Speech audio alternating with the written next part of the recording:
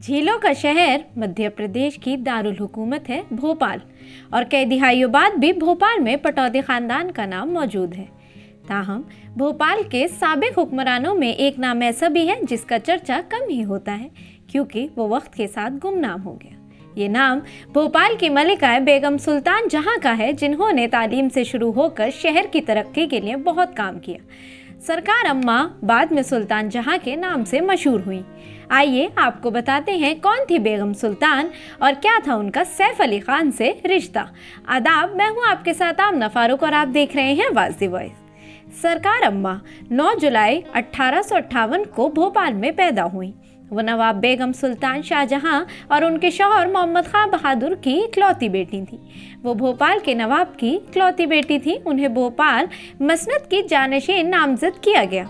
1866 में अपनी दादी सिकंदर बेगम की वफात के बाद उनकी वालदा तख्त नशीन होने के बाद सुल्तान जहां वाहिद वारिस थी।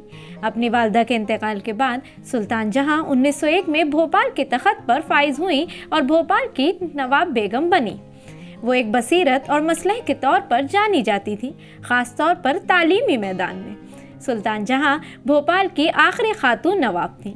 वो तारीख़ी दारुल हुकूमत को एक यूरोपीय शहर में तब्दील करना चाहती थी और किसी हद तक ऐसा करने में कामयाब भी हुई। ताहम उनका इंतकाल 1930 में हुआ, जिससे उनके तकरीबन 3 दिहाइयों के दौरे हुकूमत का खात्मा हुआ। बेगम सुल्तान जहां के कई साल बाद भी मौर्रिखीन उन्हें एक अजीम मसलह के तौर पर याद करते हैं। उन्होंने भोपाल में बड़े तालीमी इदारे कायम किए और 1918 में साबका रियासत में मुफ्त और लाजमी प्राइमरी तालीम मुतारिफ कराई।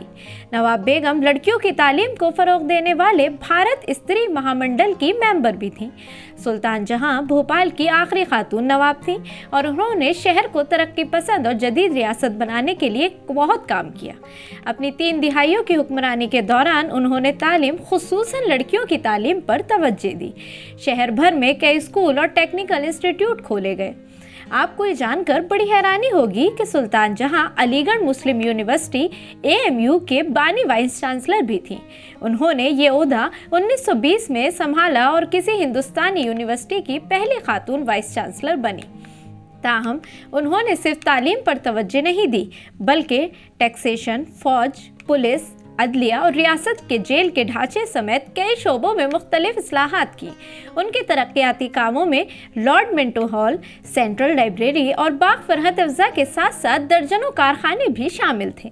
नवाब बेगम ने शहर को यूरोपीय शक्ल देने की कोशिश में भोपाल में एक यॉट क्लब बनाया था।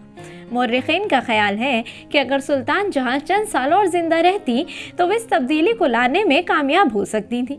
आपको बता दें कि नवाब बेगम ने रियासत में शराब पर भी पाबंदी लगा दी थी। बेगम सुल्तान जहां को रोल्स रॉयस कारों का बेहद शौक था। उनके पास 3 महंगे कारें थी। अब आपके जहन में ये सवाल आ रहा होगा कि आखिर इस सब का सैफ अली खान से क्या ताल्लुक। तो आपको बता दें कि बेगम सुल्तान बॉलीवुड अदाकार सैफ अली खान की परदादी थी।